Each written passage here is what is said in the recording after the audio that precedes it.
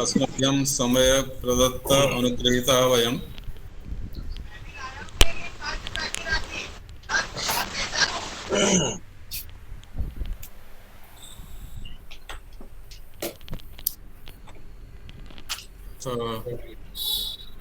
वेदव्रत महोदय संगतः वा?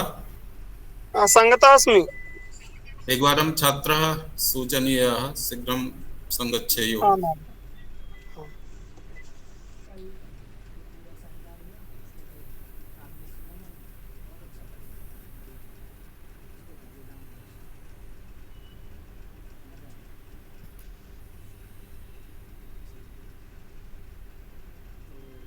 अगर तुम भी कहीं जुड़ जाओ, एक संख्या तो बढ़ेगी। अस्तु।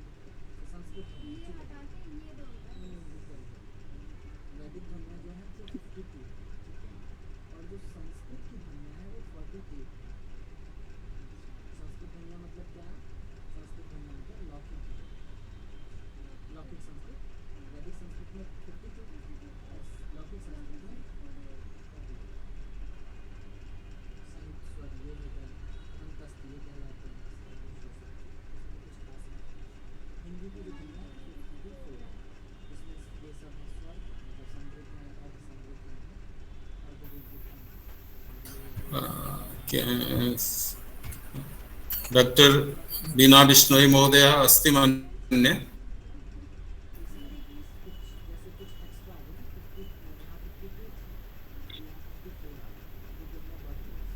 डॉक्टर बीना बिश्नोई जी, ओम। डॉक्टर बीना बिश्नोई ये भी जुड़ रही हैं, जुड़ गई, नहीं पा रही। समय जातः प्रारभ्यतां मंगलाचरणादिकं कारयतु तावत्।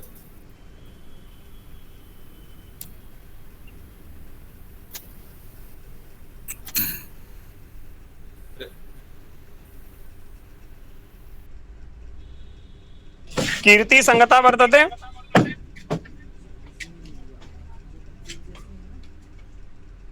ओम अस्मि। अस्तु। नमोस्तु सर्वेभ्यः गुरुजनेभ्यः।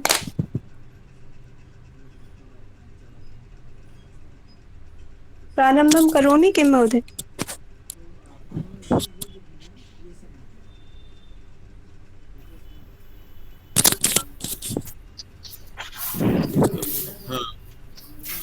काचित् बीना बिश्नोई महोदय काचित् बाधा वर्तते वा?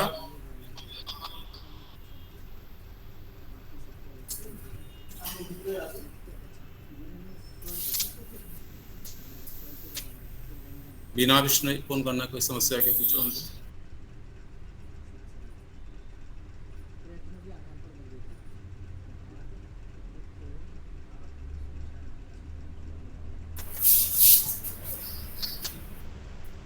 हाय डॉक्टर साहब, आगम्यताम्।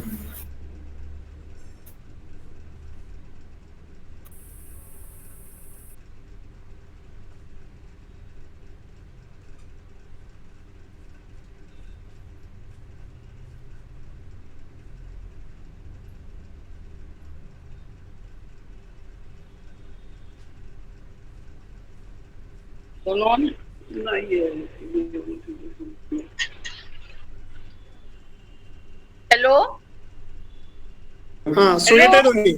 हाँ बेटा हमें हाँ, समय जातः आदि से प्रारभ्यताम् परस्तात् तमे विदित्वाति मृत्युमेति नान्यः पन्थः। ध्वनि भवत्याः स्पष्ट नास्ति महोदय, ध्वनिः स्पष्टः नास्ति। श्रूयते स्पष्ट? अधुना स्पष्ट अस्ति।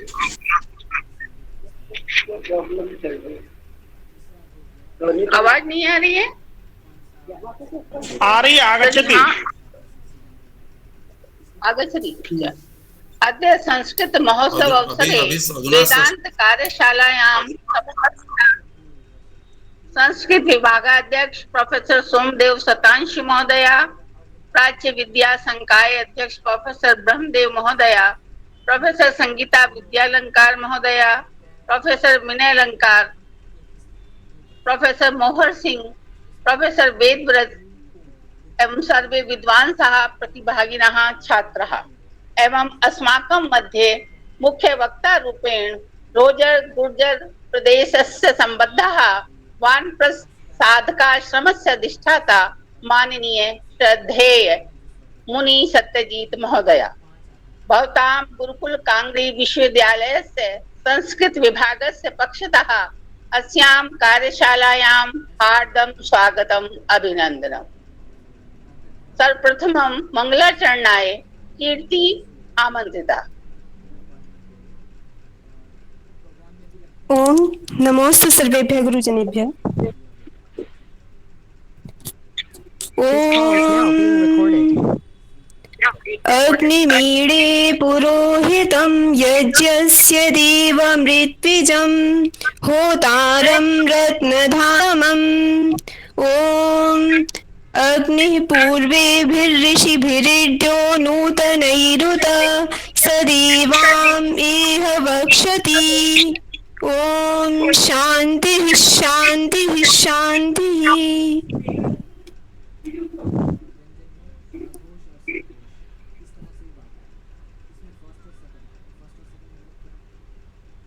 एतद् अनन्तरम् अहं निवेदयामि संस्कृत विभागाध्यक्ष प्रोफेसर सोमदेव शतांशु महोदया, मान्य मुनि सत्यजीत महोदयान् स्वागतं परिचयं हेतु।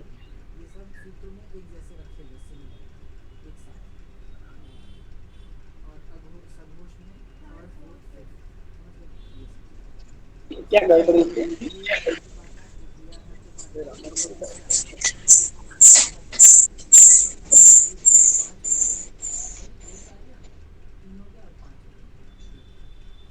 मान्य प्रोफेसर सोमदेव महोदय,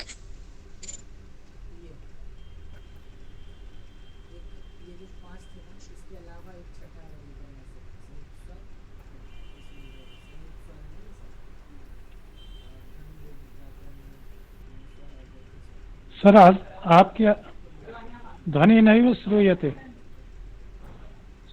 प्रोफेसर सोमदेव शतांशु महोदय नहीं श्रूयते। भवदीयः ध्वनिः नैव श्रूयते।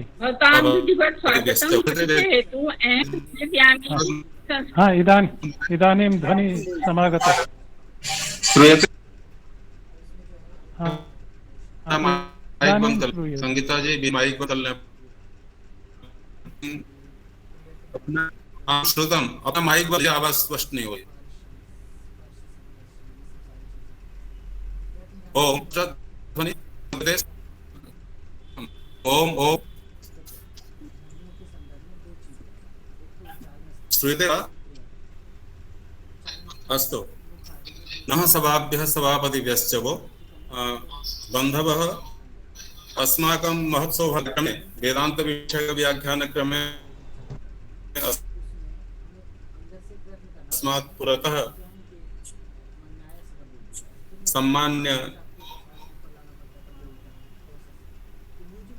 सत्यजित मुनि महोदय विराजन्ते। अनन्तरदर्शने संसारे प्रतिपादितं तज्जिज्ञासं श्रोत्रियं ब्रह्मनिष्ठम् उपतिष्ठे समित्वाणि वेदांत ज्ञानार्थं सत्य ज्ञानार्थं शुद्धं ब्रह्मनिष्ठ अद्य अस्माकं सर्वेषां भगिनां महन् क्रमे यथा अहं तान् आयोवयं ते अत्यन्त तपो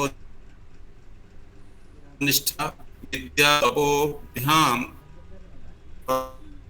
अंतःकरणा मुनिवर्यः वर्तन्ते। अधुनैव आश्रमं प्रविष्टवन्तः इति ते नूनम् अस्माभिः सर्वे अभिनन्दनीयाः।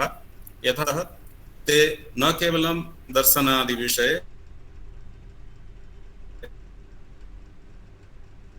अपि तो आयुर्वेदाचार्य निरुक्ता मीमांसा उपाधिभिः सम्भूषिताः सन्ते। तेषां कार्यम् इदानीं षड्दर्शनम् उपनिषदाम् व्याकरण योगादि प्रशिक्षण एव तेषां जीवनं व्यतीते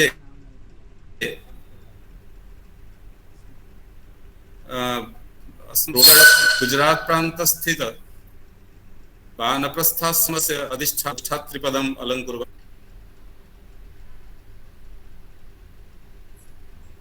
सर आपकी आवाज बीच बीच में कट रही है। अवकरणी सभायाः अधिष्ठितायाः ते धर्मार्थन्यासस्य वैदिक आध्यात्मिक न्यासस्य ते न्यासिनः सन्ति। महर्षि स्थितस्य तस्यापि ते प्रबन्ध ओम अमन्य मम उपकरणे आसीत् समस्या इदानीं श्रूयते?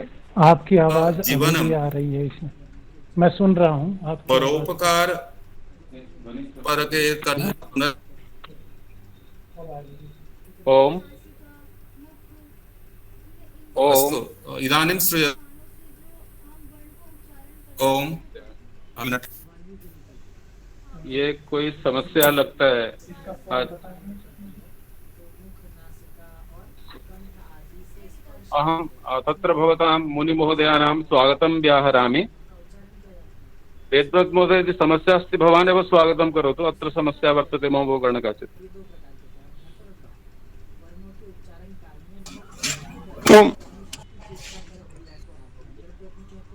ओम मम ध्वनि मदीया ध्वनि श्रूयते?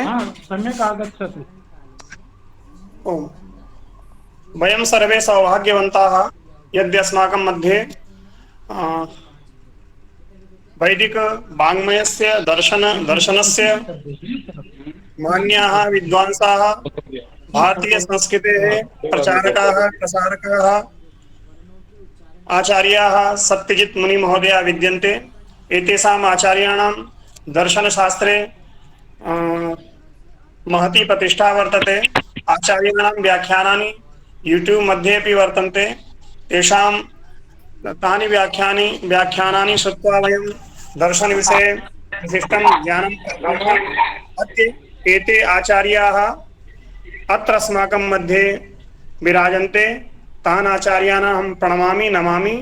अन्यच्च अद्यतनस्य कार्यक्रमस्य कृते तेषां विशिष्टव्याख्यानाय तान् अनुरुन्धे यद् भवन्तः स्वीयेन वेदान्तसम्बद्धेन विशिष्टेन व्याख्यानेन अस्मान् उपकुर्वन्तु मान्याः आचार्याः सत्यजित् महोदयाः।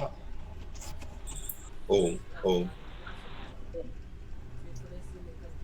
एतदनन्तरम् अहम् आमन्त्रयामि मान्य मुनि सत्यजित् महोदयान् स्वयं सार्गर्भिक प्रेरणाप्रद व्याख्यानान्।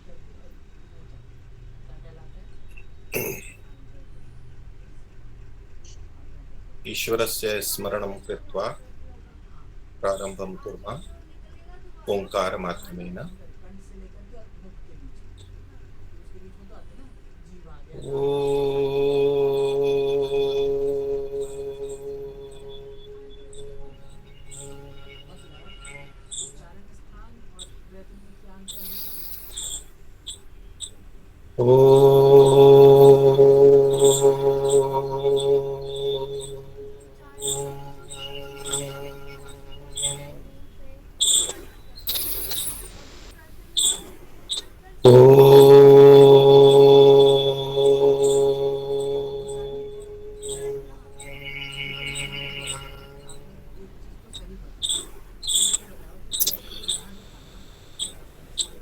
सबसे बड़े, सबसे अधिक शक्तिमान, सबसे अधिक ज्ञानवान आनंद स्वरूप परमात्मा का स्मरण रखते हुए उससे संबंधित एक शास्त्र के बारे में आज चर्चा करेंगे। तो इस सभा में उपस्थित गुरुकुल कांगड़ी विश्वविद्यालय के प्राध्यापकगण, अध्यापकगण और विद्यार्थीगण और अन्य श्रोताजनों,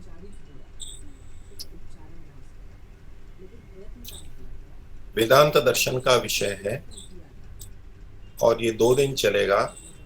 उसमें आज प्रथम दिन वेदांत दर्शन का परिचय ये मुख्यतः होगा और कल दूसरे भाग में इसकी विवेचनात्मक प्रक्रिया को देखेंगे और वेदांत दर्शन पर जो विभिन्न मान्यताएं हैं उनकी विवेचना करेंगे और वेदांत दर्शन में क्या सिद्ध होता है सिद्धांतों की दृष्टि से, अन्य व्याख्याकारों ने जो व्याख्याएं की हैं उनकी कुछ विवेचना और वैदिक सिद्धांत यहाँ कैसे बताए गए हैं इत्यादि बातें कल हम देखेंगे। तो वेदांत दर्शन भारतीय आस्तिक षट दर्शनों में से एक दर्शन है और प्रचलित दर्शनों में योग दर्शन बहुत प्रचलित है और उसके साथ साथ वेदांत दर्शन भी बहुत प्रचलित है और ये वेदांत शब्द बहुत अधिक एक विशेष अर्थ में आजकल लोक में प्रचलित हो गया है।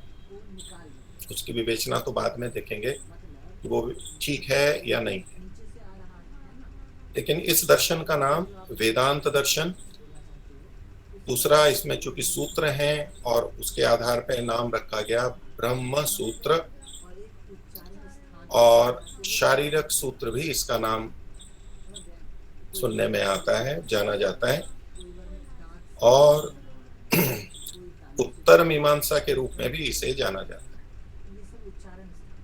तो हमारे समस्त वैदिक दर्शनों का कुछ न कुछ प्रतिपाद्य विषय होता है, किसी मुख्य विषय को लेकर के वो चर्चा करते हैं और उससे संबद्ध भी अनेक विषय आते हैं, पक्ष विपक्ष आते हैं, पूर्व पक्ष उत्तर पक्ष आदि आते हैं। तो इस ग्रंथ में जब ब्रह्म सूत्र नाम है उस दृष्टि से देखेंगे कि ब्रह्म शब्द ईश्वर परक, परमात्मा परक लेते हुए तो इसमें परमात्मा से संबंधित विषय बताया गया है मुख्यता से या प्रारंभ में विशेष रूप से। दूसरा नाम है वेदांत दर्शन। वेदांत में एक तो वेद शब्द है और एक अंत शब्द है। अंत का मतलब होता है निश्चय। तो जहां वेद का जो निश्चय या निष्कर्ष है उसके बारे में चर्चा की जाती है उसको वेदांत दर्शन कहेंगे। ब्रह्म की चर्चा और वेदांत की चर्चा, तो वेद का जो निश्चय है, जो अंतिम ज्ञातव्य है, वो ब्रह्म ही है, परमात्मा ही है। वेद में प्रकृति का वर्णन हो, जीवों का वर्णन हो, राजधर्म का वर्णन हो, कुछ भी वर्णन हो, उन सबका मुख्य उद्देश्य ब्रह्म यानी परमात्मा ही है। उसको ठीक से जानना, समझना, आत्माओं की दृष्टि से, प्रकृति की दृष्टि से, व्यवस्था की दृष्टि से, लेकिन जानना ब्रह्म है और ब्रह्म में ही मुख्य तात्पर्य है। इस दृष्टि से वेदांत शब्द भी, तो ब्रह्म कहें या वेदांत कहें, कुल मिलाकर के मुख्यता से एक ही बात है।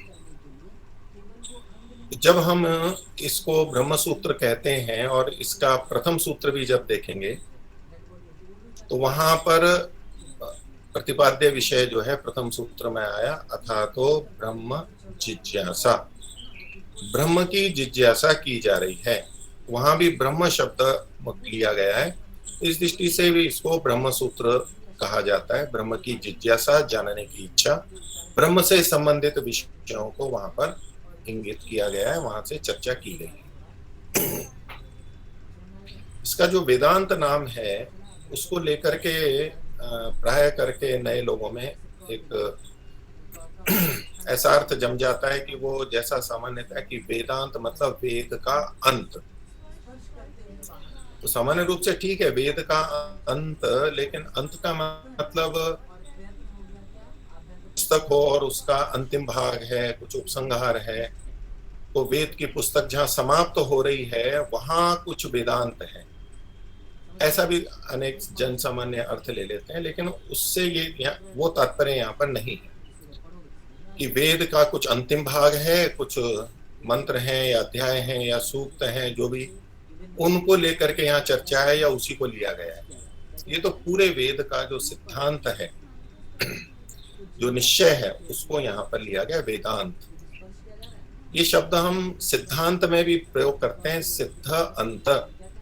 तो जो ऐसा निश्चय जो कि सिद्ध हो चुका है, प्रमाणित हो चुका है, निश्चित, उसको हम ये सिद्धांत कहते हैं। ऐसे ही यहाँ पर वेदांत शब्द प्रयोग किया जाता है। इसको पूर्व मीमांसा भी उत्तर मीमांसा भी कहा जाता है। तो मीमांसा दो प्रकार की, एक पूर्व मीमांसा और एक उत्तर मीमांसा। सामान्यतया जो मीमांसा शब्द से कहा जाता है वो पूर्व मीमांसा है, जो कि महर्षि जैमिनी का रचित ग्रंथ है। और ये वेदांत दर्शन महर्षि वेद व्यास का है, इसको उत्तर मीमांसा कहा जाता है। तो दोनों ही दर्शन मीमांसा शब्द से कहे जाएंगे, एक पूर्व मीमांसा और एक उत्तर मीमांसा। तो मीमांसा शब्द जो है वो विवेचना अर्थ में, जानने की इच्छा अर्थ में प्रयोग किया जाता है। तो जहां यहाँ ब्रह्म की जिज्ञासा है, ये उत्तर मीमांसा है, तो यहाँ कुछ विश्लेषण विवेचना की जाती है, कुछ संदिग्ध स्थलों पर विचार किया जाता है और उसका निर्णय किया जाता है। तो इसलिए इसको भी मीमांसा कहा जाता है। और दोनों को मिलाकर के ये प्रसिद्ध है कि मीमांसा 20 अध्याय का है। तो इसमें से 16 अध्याय तो पूर्व मीमांसा में मिलते हैं और 4 अध्याय इस ब्रह्म सूत्र या वेदांत दर्शन इसमें मिलते हैं। कुल मिलाकर के 20 अध्याय मीमांसा के होते हैं। इसमें पूर्व मीमांसा के 12 अध्याय मुख्यता से, फिर 4 संकर्षण कांड के हैं, ऐसे कुल मिला के 16 और 4 इसके 20। तो ये मीमांसा है। तो इसमें मीमांसा किस बात की गई है? तो ब्रह्म की जिज्ञासा है, ब्रह्म की विवेचना या मीमांसा की।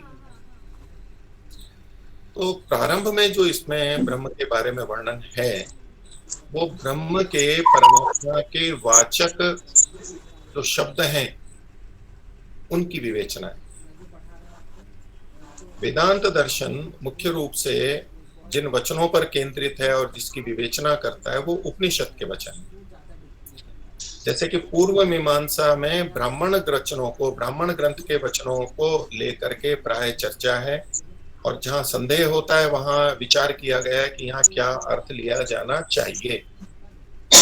ऐसे ही उपनिषदों में जो ईश्वरवाचक शब्द आए हैं या कुछ ऐसे शब्द हैं जो ईश्वर के, ब्रह्म के भी वाचक हो सकते हैं और अन्य आत्मा या प्रकृति आदि पदार्थों के भी हो सकते हैं, वहां ये विवेचना की जाती है कि ये शब्द यहाँ परमात्मा का वाचक है या अन्यों का वाचक है, क्योंकि एक शब्द अनेक चीजों को कहने के लिए प्रयोग में आता है। प्रारंभ में ऐसे अनेक शब्दों को इन्होंने लिया है और उनकी विवेचना की गई है। तो इस दृष्टि से भी हम इसको मीमांसा ग्रंथ के अंतर्गत लेते हैं, और फिर बाद में तो अन्य भी संबंधित विषय आए हैं।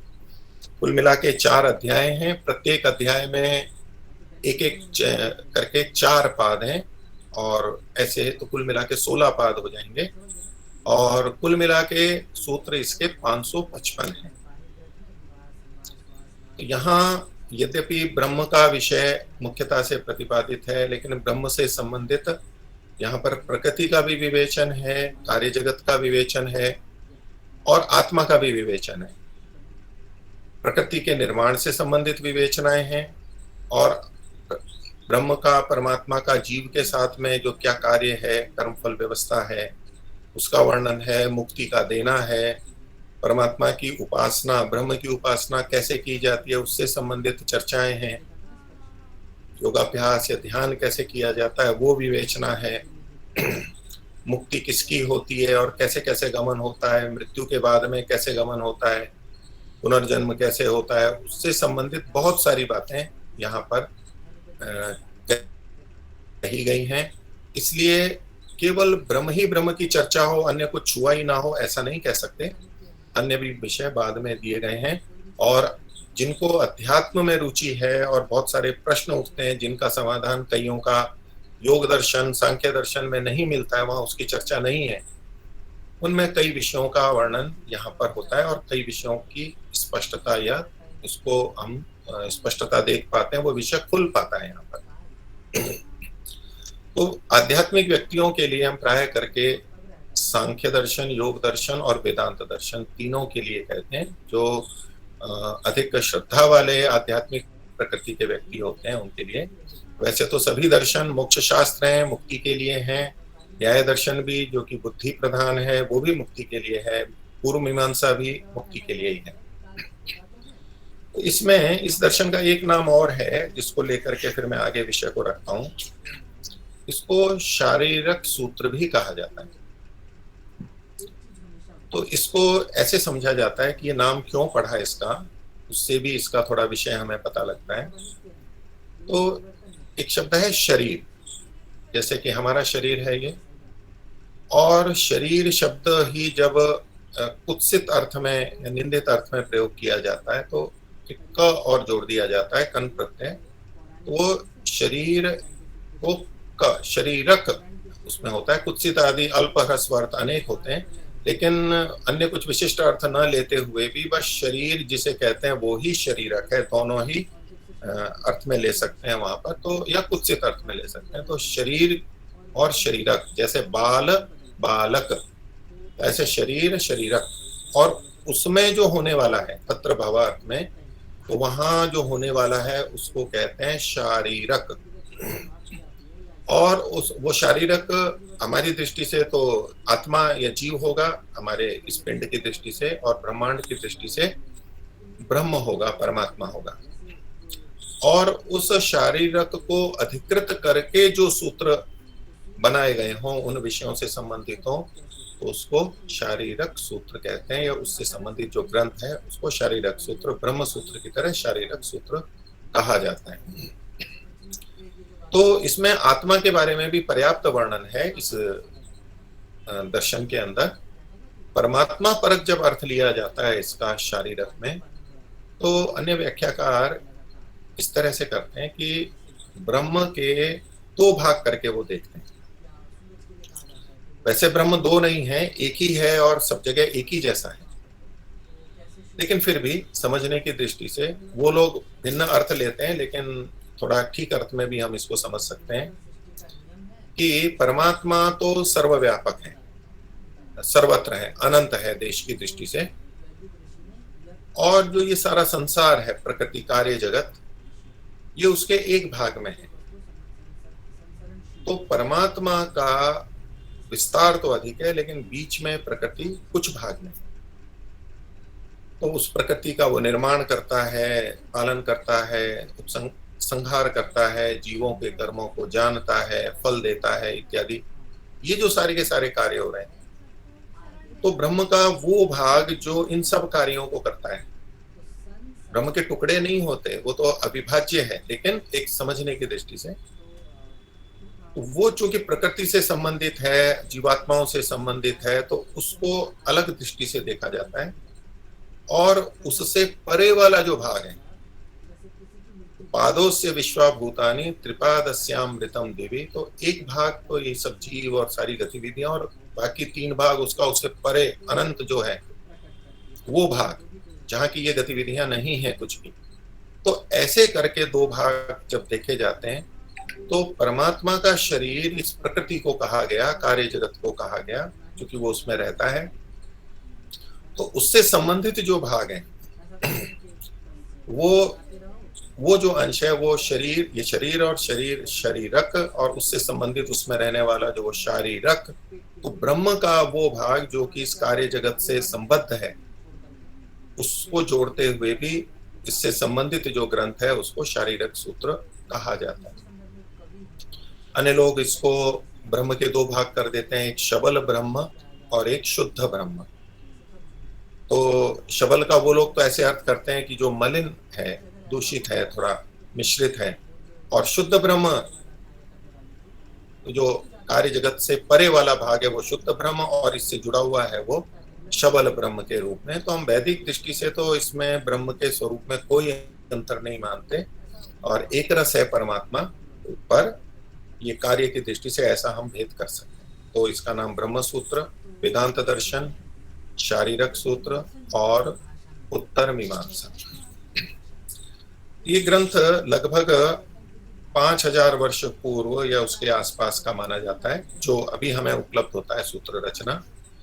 ये विद्या तो बहुत पहले से रही होगी, लेकिन उसको इस रूप में करना तो महर्षि वेदव्यास जी द्वारा, जो कि महाभारत कालीन है, महाभारत के रचयिता भी माने जाते हैं, लोक दर्शन व्यास भाष्य के रचयिता माने जाते हैं, तो उनसे संबंधित तो ये लगभग 5000 वर्ष पूर्व का है।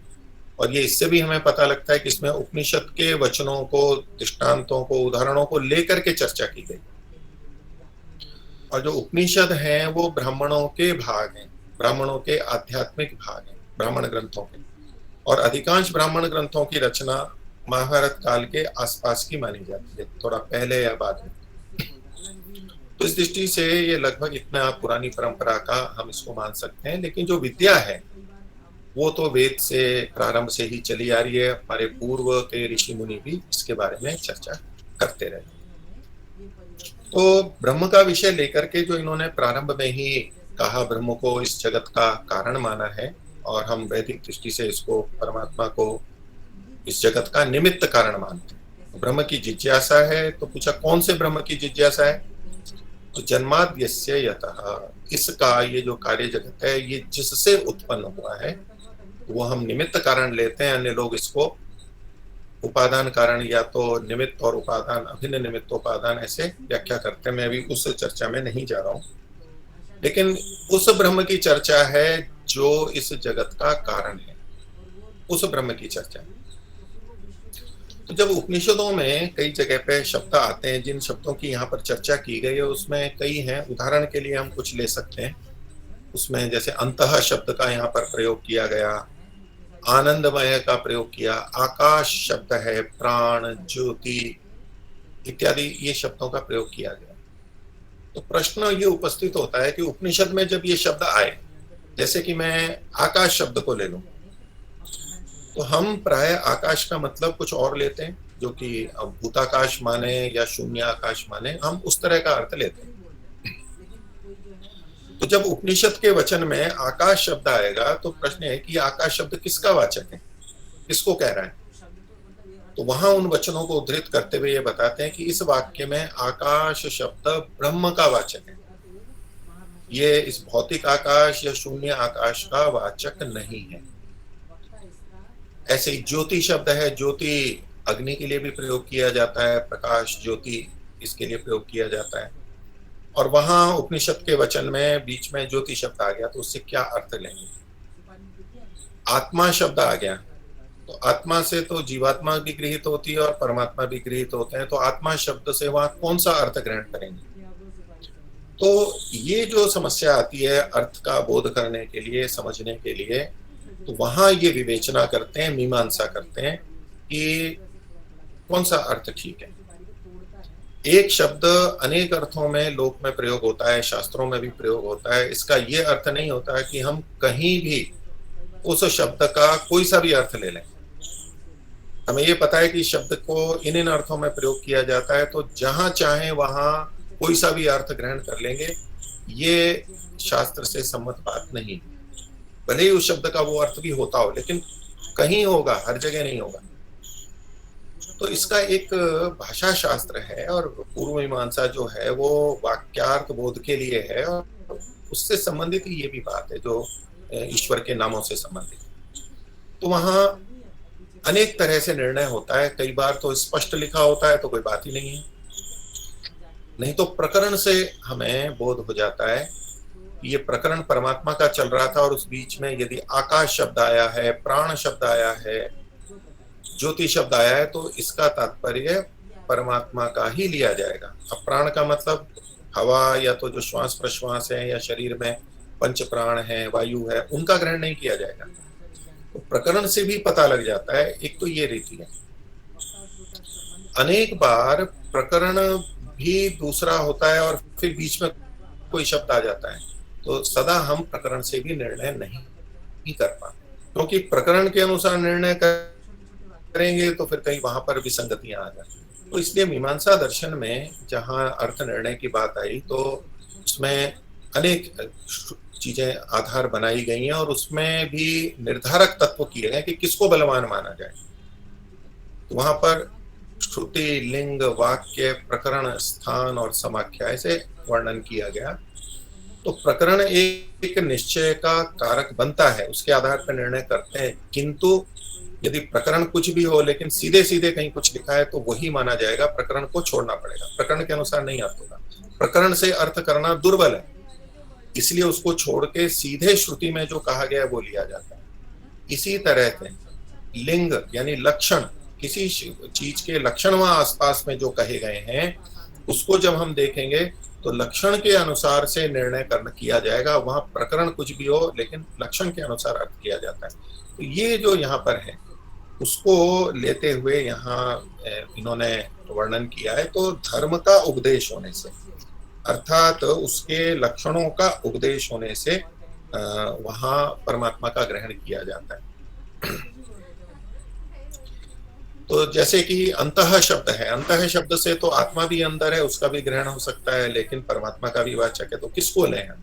उपनिषद में जो अंतः शब्द आया है एक विशेष वाक्य में, तो वहां किसको अर्थ लेंगे? तो उसमें इन्होंने वहां सूत्र में दिया और वही शैली अन्य जगह लगाई है कि यदि अंदर के अंतः शब्द से जिसको ग्रहित किया जा रहा है उसके लक्षण यदि ऐसे बताए जा रहे हैं जो कि परमात्मा वाले हैं, तो वहां पर अंतः शब्द से परमात्मा का ही ग्रहण होगा।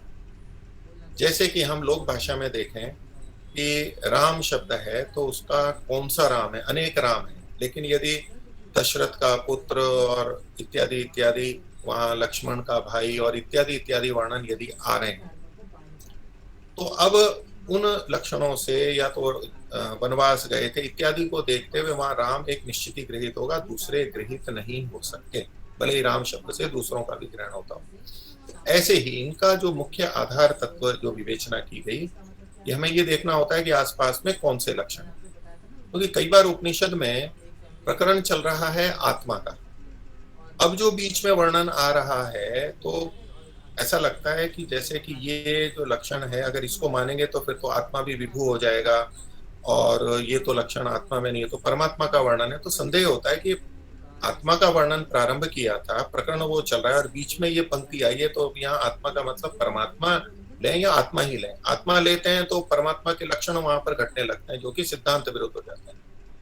तो ऐसे में यहाँ बीच में भी यदि कोई वाक्य आता है तो प्रकरण से अधिक मुख्य वहां दिए गए धर्मों को माना जाता है। तो जो लक्षण वहां आसपास में दिए हैं उससे पता लग जाता है कि ये शब्द किसका वाचक है। तो इसको इन्होंने वेदांत दर्शन में मुख्य आधार बनाया है कि आसपास के लक्षणों को देखते हुए निश्चय किया जाता है। तो ये विवेचना यहाँ पर है इन अनेक शब्दों की और उसके आधार पर परमात्मा का निश्चय किया जाता है। तो मुख्य तो ये विवेचनाएं इससे संबंधित हैं, ब्रह्म से संबंधित ये हैं, लेकिन ब्रह्म के बारे में और भी बहुत कुछ यहाँ पर वर्णन किया गया। ये तो ब्रह्म के नाम के बारे में विवेचना है। उसके अलावा ये ब्रह्म इस जगत का उत्पत्ति करता है, इसकी स्पष्ट विवेचना आती है और फिर ये भी चर्चा होती है कि ये ब्रह्म इस जगत की उत्पत्ति में कौन सा कारण है। तो जो सूत्र हैं उनसे हमें ये पता लगता है कि ये निमित्त कारण है, परमात्मा जगत की उत्पत्ति में निमित्त कारण है। अब देखेंगे कि इस पे बहुत सारे भाष्य हैं और अलग अलग सिद्धांत हैं, इसकी मुख्य चर्चा हम कल करेंगे, लेकिन आज संकेत के रूप में केवल ये है। तो फिर चर्चा आ जाती है कि क्योंकि जिज्ञासा होगी कि परमात्मा ने इस संसार को बनाया, जीव के लिए बनाया, वो निमित्त कारण है, तो उसने बनाया क्यों? उसको क्या आवश्यकता थी? उसको अपने लिए क्या आवश्यकता थी? क्योंकि सामान्यतः हम यही देखते हैं जीवन में कि हम कोई भी कार्य करते हैं तो उसमें अपना भी कोई ना कोई जुड़ाव होता है, कोई हित होता है, अपना लाभ होता है, चाहे सुख प्राप्ति, साधन प्राप्ति या दुख की निवृत्ति के रूप में। तो परमात्मा का क्या प्रयोजन है? जबकि वेद में, उपनिषद में परमात्मा को अकाम बताया गया है, परिपूर्ण बताया गया है, फिर वो करता क्यों है? उसको तो करना ही नहीं चाहिए। तो इन सब की भी, इसकी भी विवेचना यहाँ की गई है। तो उसमें परमात्मा को कहा उसका तात्पर्य ये है कि परमात्मा संसार जीवों के हित के लिए बनाता है, वो अपने लिए नहीं बनाता है। तो दूसरों के लिए उसमें कामना हो सकती है, अपने लिए तो नहीं होती। तो ये इतना सहज और उसके लिए है लोकवत्तु लीला कैवल्यम, ये उसके लिए एक बस सामान्य क्रीड़ा के समान है, इतना सहज है, उसमें कोई कठिन और उसको बल नहीं लगता, बहुत सरलता से वो इन सब कार्यों को करता है और अपने लिए नहीं करता है। तो संसार को वो बनाता है, फिर वो संसार का आधार है, आयतन है, आश्रय है, इसका चर्चा आती है। फिर ये ब्रह्म इस संसार में ये जो जितना बड़ा हमें दिखाई दे रहा है, और ये तो संसार भी हमें अनंत जैसा ही दिखता है, इसका कोई और छोर हमें नहीं मिला, वैज्ञानिकों तक को नहीं मिला, तो उसमें ही बताया जाता है कि ये परमात्मा उसमें भी है और उससे बाहर भी है, इसकी भी चर्चा की, यानी उसकी सर्वव्यापकता, अनंतता का भी वहां पर वर्णन किया गया है। और इतना व्यापक होते हुए भी वो अंतर्यामी भी है, अंदर भी है, उसके लिए भी वहां पर किया गया। और बहुत सी जगह शब्द प्रमाणों का बहुत प्रयोग किया गया है कि देखो शास्त्रों में ये लिखा है, और वचन मिलते हैं, उनका प्रमाण व्याख्याकार देते हैं, तो वो अंदर भी है, आत्मा के भी अंदर है। ये सब बातें वहां पर हृदय के अंतर्गत है, ये यहाँ पर इसकी भी चर्चा कही गई। फिर जब होता है कि परमात्मा ने इसको बनाया और इसके अंदर भी विद्यमान है, तो फिर प्रकृति से जुड़ा हुआ है, तो फिर तो प्रकृति से संबंधित जो भोग हैं वो भी उसको प्राप्त होंगे, जैसे कि हम जीवात्माओं को प्राप्त होते हैं शरीर से जोड़ने पर इत्यादि। उसकी भी चर्चा की गई है कि परमात्मा इसमें व्याप्त है, लेकिन वो इसके भोग से, संभोग से रहित है, वो इसके भोग को नहीं भोगता। हम जैसे कर्म करते हैं और कर्मों का फल मिलता है, तो परमात्मा भी कर्म कर रहा है, न तो इससे कोई बाधित होता है, वो न बंधन में आता है, न कोई उसका भोग है, न कोई उसका इससे कर्म बनता है, कर्माशय बनता है, फिर भोगने के लिए शरीर धारण करना पड़े, उसको सुख दुख हो, ऐसा कुछ नहीं होता है। ये सारी की सारी चर्चा की गई है। फिर जैसे हमारी जीवों की, चेतनों की स्वप्न सुषुप्ति आदि अवस्थाएं होती हैं, जागृत स्वप्न सुषुप्ति अवस्थाएं होती हैं, या चौथी तुरीय अवस्था भी कहें। जागृत स्वप्न सुषुप्ति अवस्थाएं इसमें आत्मा के संदर्भ में भी आया कि ये वर्णन में कि ये आत्मा की होती है, आत्मा के लिए कही जाती है। तो परमात्मा की ये अवस्थाएं नहीं होती। मोटे तौर पे कह देते हैं कि सृष्टि जैसे चल रही है तो वो उसका दिन है, और जो प्रलय है वो उसकी रात्रि है, उसके वर्ष भी गिने जाते हैं जैसे हमारे दिन और रात होते हैं। लेकिन परमात्मा की जागृत अवस्था, स्वप्न और सुषुप्ति अवस्था, जब वो सृष्टि को रचता है तो कुछ कह देते हैं ये इसकी जागृत अवस्था है, जब प्रलय होती है तो क्या ये इसकी सुषुप्ति अवस्था है।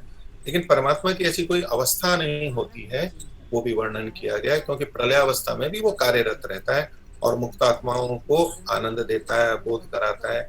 उसके कार्य कम होते हैं लेकिन चलते रहते हैं। तो परमात्मा में ये नहीं है, ये अवस्थाएं नहीं है, इसका भी वर्णन किया गया। नहीं, परमात्मा के विभिन्न स्वरूपों को वहां पर बताया जा रहा है। इसी तरह से ये भी स्पष्ट होता है कि परमात्मा जीव से भिन्न है, जबकि एक हमारा भारतीय चिंतक वर्ग परंपरा से दोनों को एक भी मानता है। तो इसमें दोनों की भिन्नता को कहा गया, और जीवात्मा परमात्मा का प्रतिबिंब है, केवल छाया है उसी की, इसका भी निषेध किया गया, क्योंकि उस तरह की छाया होती ही नहीं। तो इसके साथ साथ जीवात्माओं से जुड़ा हुआ परमात्मा का कर्मफल प्रदातृत्व, ये भी वहां पर कहा गया कि परमात्मा कर्म फल देता है, देने वाला है, इसकी भी पुष्टि की गई है। तो ये सारे विषय परमात्मा को लेकर के कहे हैं। फिर परमात्मा से संबंधित उपासना का विषय भी लिया गया है। परमात्मा का ध्यान, परमात्मा की उपासना वो करनी चाहिए, क्यों करनी चाहिए, इससे जीवात्माओं को जो मुक्ति की प्राप्ति होती है, उन्नति होती है आध्यात्मिक, ये सब वर्णन भी किए गए। और उपासना के अनेक प्रकारों का भी वर्णन है। अनेक प्रकारों से तात्पर्य है कि मूलभूत बातें वही रहते हुए भी प्राचीन काल में, उस समय भी उपासना की विभिन्न रीतियां प्रचलित थी। अनेक बार ये प्रश्न उठता है कि उपासना परमात्मा की एक ही रीति से होती है या अनेक रीति से होती है।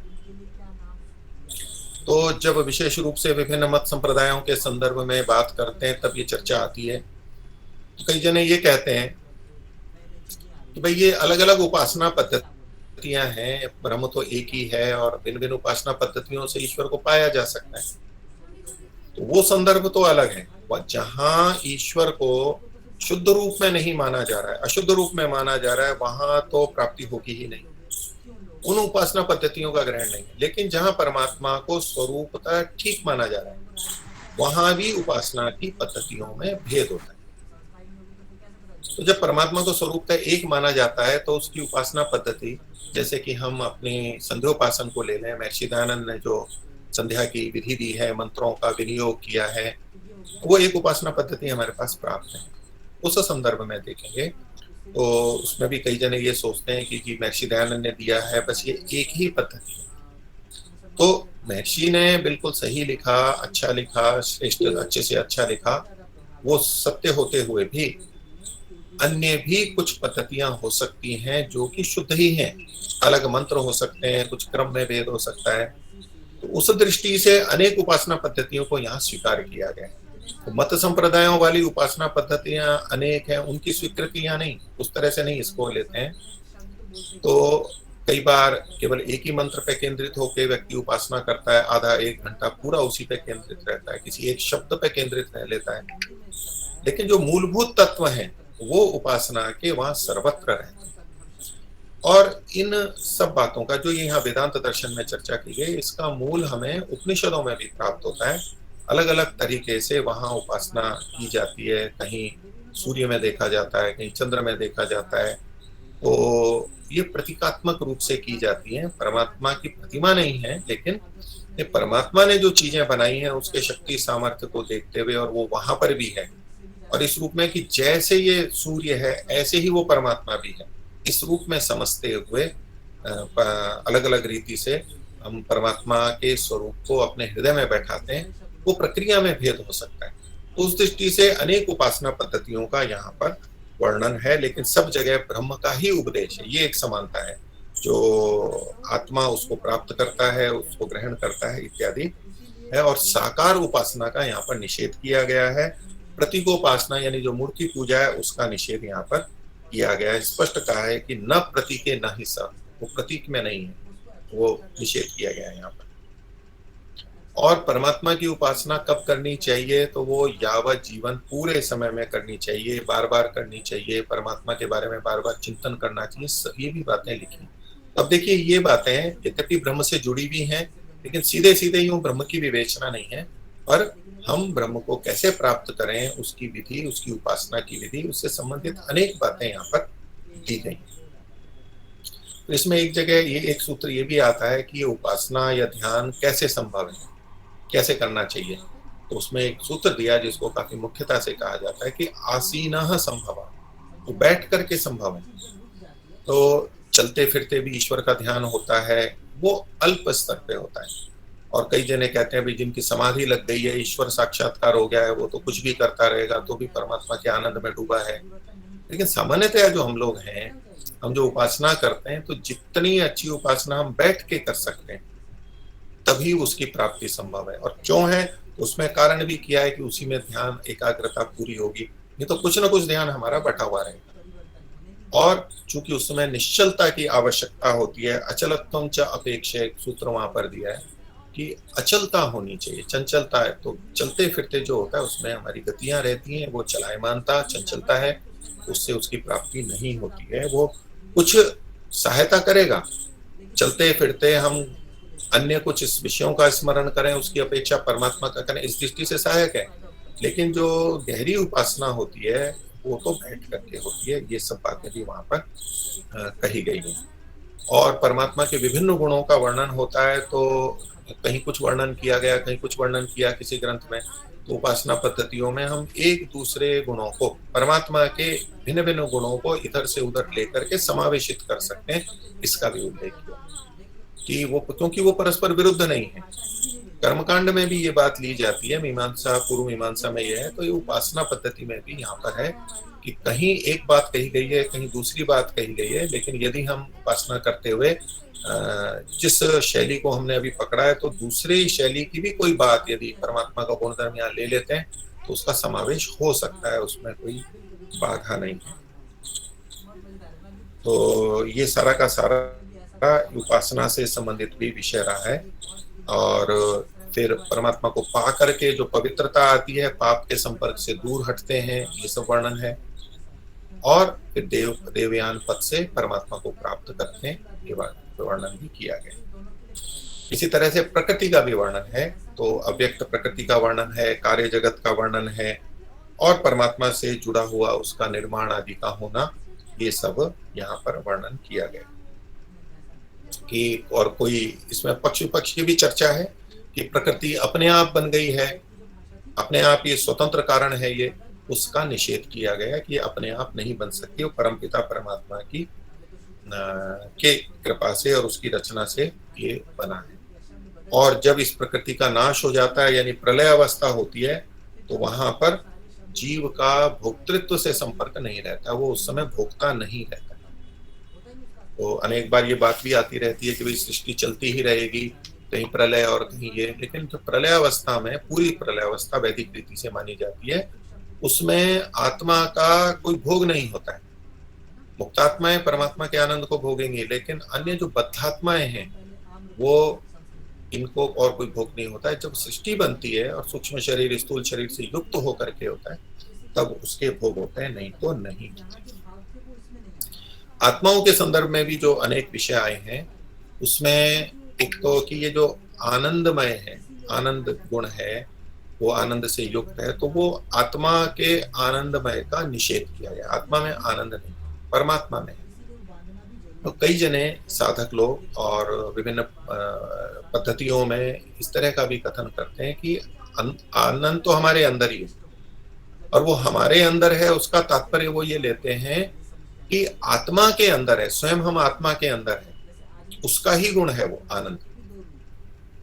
और उसके लिए कस्तूरी मृग का और ये सब उदाहरण दिए जाते हैं कि सुगंध तो उसकी अपनी नाभि में है, लेकिन इधर उधर भटक रही है, तो आनंद तो हमारे अंदर है, यानी हमारे स्वयं के अंदर है, ऐसा कुछ लोग कथन करते हैं।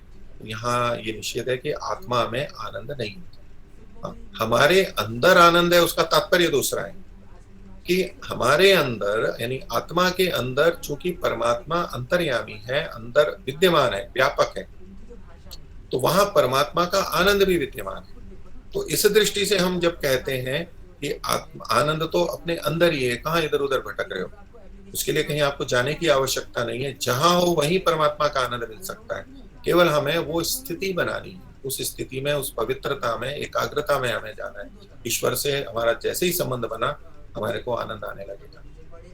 तो जब ये कहा जाता है कि हमारे अंदर आनंद है, इस वाक्य में यदि हम ये समझते हुए बोल रहे हैं कि हमारे अंदर जो परमात्मा है, आनंद उसका गुण है और वो मेरे को प्राप्त होगा, तब तो इस वाक्य में कोई दोष नहीं है।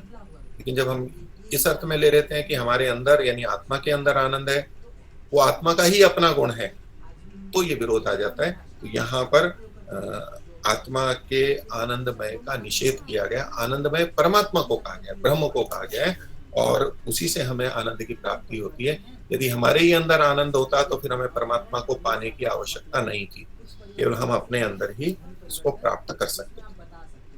फिर ये जो सृष्टि है, इसका आधार क्या आत्मा हो सकती है? क्या आत्मा इसका संचालक, निर्माता हो सकता है? इसका आश्रय या आयतन हो सकता है? उसका भी निषेध किया गया। नहीं तो कई बार हम विभिन्न महापुरुषों को और व्यक्तियों को, पूर्व के या वर्तमान के भी, उनको भगवान मान लेते हैं, और जीव होते हुए भी उनको भगवान मान लेते हैं और सोचते हैं कि इन्हीं के आश्रय से चल रहा है। वहां स्पष्ट निषेध किया कि जो जीवात्मा है वो जगत का आयतन, आधार, आश्रय नहीं हो सकता, वो उसकी शक्ति सामर्थ्य ही नहीं। तो ये भी हमें अपने बारे में भी बोध कराता है, और परमात्मा के प्रति और निश्चितता होती है कि वही एकमात्र आश्रय है, हमारा आयतन। और ब्रह्म और आत्मा का भिन्नता स्पष्ट रूप से कही गई है, और जीवात्मा के विभुत्व का भी निषेध किया गया। तो परमात्मा विभु है वो, लेकिन आत्मा विभु नहीं है, ये भी बात, क्योंकि इस विषय में भी विभिन्न मान्यताएं चलती हैं। तो कुछ लोग तो जो ब्रह्म को ही परमात्मा और ब्रह्म को ही आत्मा मानते हैं, या तो आत्मा को ही ब्रह्म मानते हैं और आत्मा को ब्रह्म का अंश मानते हैं, तो अपने को विभु मान लेते हैं। लेकिन कुछ अंश में कुछ दूसरे लोग ये मानते हैं कि ब्रह्म तो सर्वव्यापक है ही, आत्मा उससे भिन्न है, लेकिन आत्मा भी सर्वव्यापक है, विभु है। तो आत्मा में भी विभुत्व स्वीकार करते हैं कई जने, ब्रह्म से भिन्न आत्मा में भी। तो उसके लिए भी यहाँ पर स्पष्ट कहा गया है कि आत्मा का विभुत्व नहीं है, उसका निषेध किया गया। आत्मा तो अणु है और एकदेशी, उसके अणुत्व का भी कथन किया उपनिषद के वचनों से और इसके। और जीवात्मा इस जगत का कारण भी नहीं है, उसके उत्पत्ति में कारण नहीं है। हाँ, एक सामान्य रूप से निमित्त बनता है वो कि जीवात्माओं के भोग के लिए परमात्मा ने इसको बनाया है, जीवात्माओं के कर्मों के फल देने के लिए, कर्म करने के लिए, मुक्ति प्राप्त करने के लिए साधन के रूप में बनाया है, इस रूप में है। लेकिन बाकी इसका उसमें कारणत्व नहीं है। और कर्म के अनुसार आत्मा का इसमें कारणत्व है, तो इसलिए वहां पर यह भी स्पष्ट किया गया कि जो संसार में विचित्रता देखी जाती है विभिन्न शरीरों की, अलग अलग आत्माएं अलग अलग शरीर में, कोई मनुष्य में और अन्य मनुष्यतर में, और उनमें भी भिन्नताएं देखी जाती हैं जन्मतः जो हो। तो उस जगत की विचित्रता का, यानी शरीर आदि की विचित्रता यानी भिन्नता का कारण क्या है, तो वो कर्म को माना गया। परमात्मा अपनी रीति से ये सब नहीं करता कि किसी को कुछ भी बना दे, कैसा भी कर दे, उसमें कर्म को कारण माना गया। ये कर्म की भी चर्चा की गई है। योग दर्शन में भी कर्म के बारे में काफी चर्चा है, लेकिन वेदांत दर्शन में भी एक भिन्न रूप से वर्णन किया गया। और आत्मा को अल्पज्य, अल्पशक्तिमान, अणु ये सब मानते हुए और उपासना में परमात्मा का ही ध्यान करने के लिए मुख्य बात कही गई है। इस दृष्टि से उन्होंने ये भी कहा है कि आत्मा यानी जीवात्मा उपास्य नहीं हो सकता, उसकी उपासना नहीं है। ये उपासना का मतलब ये केवल उपयोग नहीं है, ये तो प्रकृति की भी उपासना है, लेकिन जो शुद्ध उपासना है जो हम ईश्वर की प्राप्ति के लिए करते हैं, तो शरीर में जो आत्मा है जीवात्मा, वो उपासना करने योग्य नहीं है, अर्थात वो अंतिम उपास्य नहीं है। इसी तरह से अन्य भी जो मनुष्य हैं, चाहे कितने भी बड़े महापुरुष हों, उनकी आत्मा भी उस तरह से उपास्य नहीं हो सकती जैसे कि परमपिता परमात्मा होते हैं। ये सब भी वर्णन वहां पर कहा गया। और जीवात्मा के कुछ धर्म है, जीवात्मा अनुत्पत्ति धर्म है, यानी नित्य है, उत्पन्न नहीं होता, उसका वर्णन है। वो ज्ञानवान है, वो भोक्ता है। नहीं तो अनेक बार आत्मा को भोक्ता नहीं मानते जो लोग। आत्मा को तो स्वीकार करते हैं, लेकिन आत्मा को भोक्ता नहीं मानते, भोग करने वाला नहीं मानते। वो ये डर से नहीं मानते हैं, कहते हैं कि आत्मा को यदि भोक्ता मान लिया जाएगा तो आत्मा परिणामी हो जाएगा, बदलने वाला हो जाएगा और वो अनित्य हो जाएगा। तो आत्मा नित्य है ये स्पष्ट है, तो उसको फिर अपरिणामी भी मानना चाहिए और फिर इसलिए वो भोक्ता भी नहीं। और जो भोक्ता नहीं है तो वो उसका कर्तृत्व भी, कर्तापना भी मना कर देते हैं, उसका कर्तृत्व भी नहीं है। ये एक सिद्धांत चल पड़ता है। नित्यता को बनाए रखने के लिए ये सारी बातें आ जाती हैं। यहाँ पर इसमें आत्मा को भोक्ता माना गया है, आत्मा को कर्ता माना गया है, ये स्पष्टता से कथन है। कर्ता है, भोक्ता है, लेकिन इससे आत्मा अनित्य नहीं हो जाता है। सुख दुख का भोक्ता है, इच्छा प्रीति अप्रीति, इच्छा द्वेष, ये सब उसके अंदर होते हैं, ये इसके अपने गुण धर्म है। और विभिन्न निमित्तों से इसमें भिन्नता आती रहती है, लेकिन इससे उसकी अनित्यता नहीं होती है। तो भोक्ता आत्मा को ही माना गया, ये भी सारा है। आत्मा को कर्ता माना गया है। और आत्मा को जो परमात्मा का अंश माना जाता है, ये जो कथन करते हैं, वो अंश का मतलब होता है टुकड़ा नहीं है कि उसका एक छोटा भाग तोड़ करके अलग किया गया है, वो टुकड़ा है, ऐसे नहीं। लेकिन आत्मा परमात्मा के एक छोटे से भाग में, परमात्मा की दृष्टि से बहुत छोटा है आत्मा, तो बस अंश के समान अंश है, इस रूप में तात्पर्य लिया जाता है। तो जहां कहीं ऐसे शब्द भी मिलते हैं शास्त्रों में, उसका तात्पर्य कि वो उसके एक छोटे से भाग में बहुत अल्प है, उसकी अल्पता को, क्षुद्रता को बताने के लिए ये सारा वर्णन किया गया है। वो अल्पज्य है। और जो स्वप्न आदि होते हैं वो आत्मा के होते हैं, ये भी वर्णन यहाँ पर कहा गया। इसी तरह से स्थूल शरीर और सूक्ष्म शरीर का वर्णन भी आता है। सूक्ष्म शरीर जो हम एक शरीर से दूसरे शरीर में जाते हैं तब हमारे साथ साथ जाता है, तो सूक्ष्म शरीर का वर्णन है।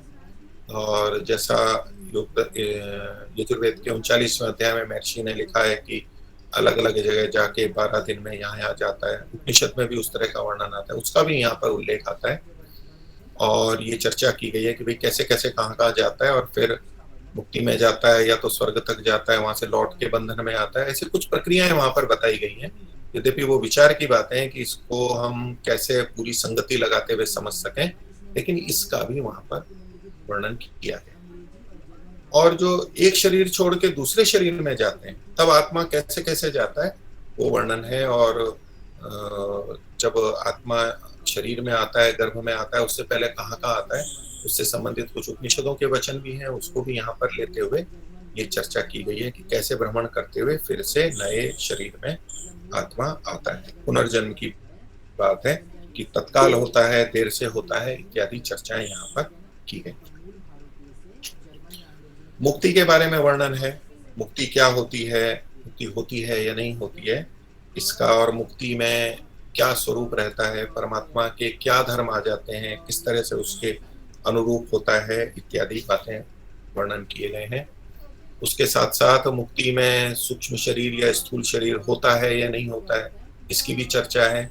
और उसका कुछ भाग महर्षि ने सत्यार्थ प्रकाश में भी उल्लेखित किया है कि अलग अलग ऋषियों के मत में वहाँ क्या क्या है, तो वो भी एक समझने की बात है। लेकिन वहाँ वर्णन आता है कि वो चर्चा की जाती है कि मुक्ति में जब बंधनों से रहित है तो क्या वहाँ सूक्ष्म शरीर होता है या नहीं होता है, और जो सूक्ष्म शरीर है तो क्या है वो। तो जो प्रकृति से निर्मित सूक्ष्म शरीर है वो तो वहां पर नहीं रहता है, क्योंकि आत्मा प्रकृति के बंधनों से छूट जाता है। तो स्थूल शरीर भी नहीं है, सूक्ष्म शरीर भी नहीं है।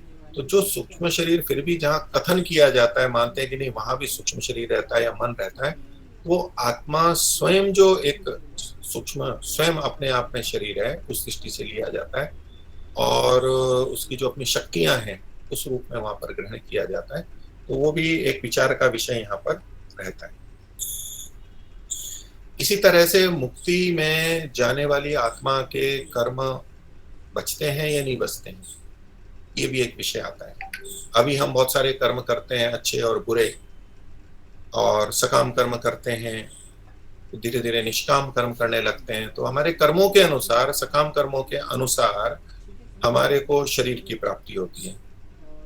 तो मुक्ति को जो प्राप्त करेगा वो भी तो शरीर में है, भले ही वो योगी बन गया है, जीवन मुक्त बन गया है, लेकिन जीवन तो जी ही रहा है, वो प्राकृतिक पदार्थों का उपयोग कर रहा है, कर्म भी कर रहा है, बहुत सारे कर्म भोग लिए गए हैं।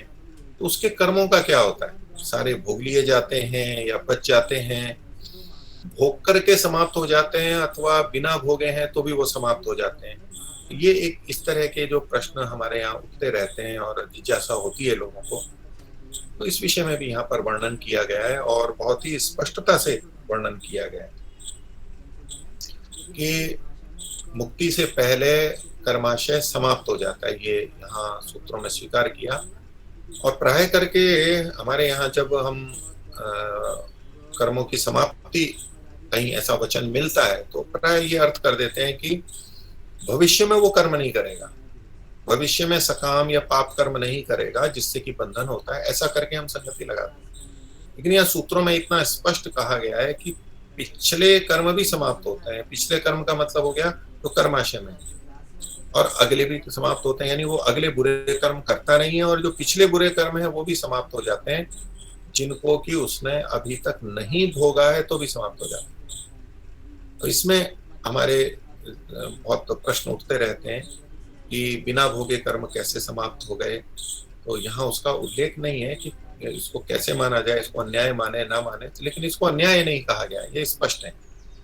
तो जो कर्म हमने किए थे, भले ही जिनके कर्म नहीं भोगे, उनकी भी समाप्ति यहाँ पर मानी गई है। इसी तरह पुण्यों की भी मानी गई है कि वो पुण्य यानी सकाम पुण्य कर्म भी वो नहीं करेगा, और जो पीछे के अच्छे पुण्य, बहुत अच्छे अच्छे पुण्य धार्मिक कर्म उसने किए हैं, परोपकार के कार्य किए हैं, लेकिन सकाम थे, जिससे कि उसको बहुत अच्छा अच्छा फल मिलना था, सुख मिलना था, साधन, शरीर, अच्छी चीजें मिलनी थी, वो भी समाप्त हो जाते। तो दोनों ही की समाप्ति की बात वहां पर लिखी गई है, क्योंकि उसके लिए कोई उपयोगिता नहीं है, अब कोई सार्थकता नहीं है, तो वो मुक्ति में जाता है। तो ये भी एक बिंदु यहाँ पर कथन किया गया है, कुछ सूत्रों में उसको भी बताया गया है। और मुक्ति एक जन्म में होती है या अनेक जन्मों में होती है, ये भी एक विषय यहाँ पर है कि यद्यपि एकदम मुक्ति से आया है या बहुत बंधन में बंधा हुआ है, बहुत बुरे कर्म हैं, कुसंस्कार हैं, तो एक जन्म में नहीं हो पाती। इसलिए कि ये सामान्य कथन तो ठीक है कि एक जन्म में नहीं होती है, अनेक जन्म में होती है। लेकिन अभी जो हमारा जन्म है, हो सकता है किसी की ऐसी स्थिति हो कि वो उसके लिए अंतिम जन्म। ये हमारी साधना के ऊपर निर्भर करता है, हम कितना उसकी तरफ लगते हैं, अपने कुसंस्कारों को, अविद्या को नष्ट करते हैं, उस पर निर्भर करता है। लेकिन इसमें ऐसा निश्चित नहीं है कि इतने जन्मों के बाद ही मुक्ति होगी। यह हमारे कर्म और साधना के ऊपर निर्भर करता है। बहुत सारे जन्म भी हो सकते हैं और बहुत सारे जन्म लेते लेते हम मुक्ति से और दूर भी जा सकते हैं, यानी बंधन और अधिक ले सकते हैं। हम मुक्ति के निकट जा सकते हैं और कम जन्मों में भी मुक्ति को प्राप्त कर सकते हैं। तो यहाँ कोई एक ही जन्म में मुक्ति प्राप्त न कर सके ऐसा प्रतिबंध नहीं है।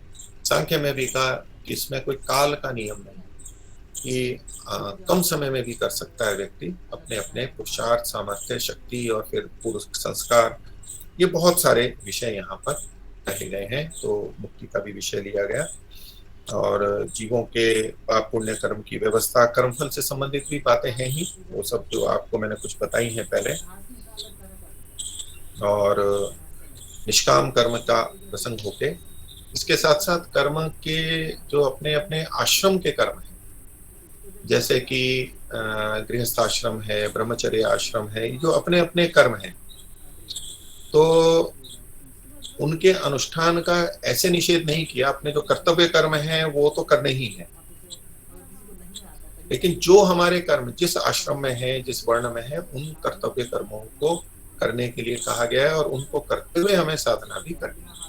और जब हमारा आश्रम बदल जाता है, वर्ण बदल जाता है, अगर यदि बदलता है तो उसके अनुसार हमारे को वहां पर कर्म आदि करते रहने के लिए वहां पर वर्णन किया गया। और प्रकृति से संबंधित कई जो अन्य मतवाद हैं, कुछ में स्वतंत्रवाद है कि ये सब अणु अपने आप ही बन गए, अपने आप ही बन गए, तो उसका भी यहाँ पर विवेचना पूर्वक खंडन किया गया है। और साकार ईश्वर का भी खंडन किया गया है और असतवाद का भी खंडन किया गया है। कुछ मान्यताएं जो आज बौद्ध धर्म में या अन्य किसी में प्रचलित हैं, तो उन्हीं की नहीं, ये पहले से भी ऐसा प्रचलन में रहा होगा। तो कुछ भी नहीं था, उस कुछ नहीं से कुछ बन गया है, ये असतवाद होता है। उसके भी अनेक प्रकार होते हैं, तो उसका भी यहाँ पर निषेध किया गया। अर्थात सत से ही सत की उत्पत्ति होती है, तो प्रकृति से उत्पत्ति होती है और निमित्त कारण परमात्मा भी सत है, असत नहीं है, इत्यादि भी यहाँ पर चर्चा की गई है कि क्या क्या इसके कारण है। अनेकांतवाद का खंडन किया गया है, जिस रूप में यहाँ प्रस्तुत किया गया है कि एक नहीं है, अनेक है। तो उसमें जो कुछ जितने निश्चित कारण है वो तो हैं, लेकिन उस सब का जिस तरह दूसरे वर्णन करते हैं उसका निषेध किया गया। और इसी तरह से क्षणिकवाद का भी एक प्रचलन रहा है कि हर चीज क्षणिक है, दीर्घस्थायी नहीं है, नित्य कुछ नहीं है, उसका भी यहाँ पर निषेध किया गया है। तो इसमें परमात्मा को भी नित्य माना है, आत्मा भी नित्य है, प्रकृति भी, मूल प्रकृति भी नित्य है, और जो क्षणिक चीजें हैं उनको क्षणिक भी माना है। ये सारा का सारा यहाँ पर वर्णन है। और उसी में विज्ञानवाद भी आ जाता है, उसका भी, उसकी भी चर्चा है, उसका भी यहाँ पर निषेध किया। ये बीच बीच में चीजें आ जाती हैं प्रसंगवशात, और ऐसा करके और साधना के लिए, उपासना के लिए वर्णन यहाँ पर किया गया।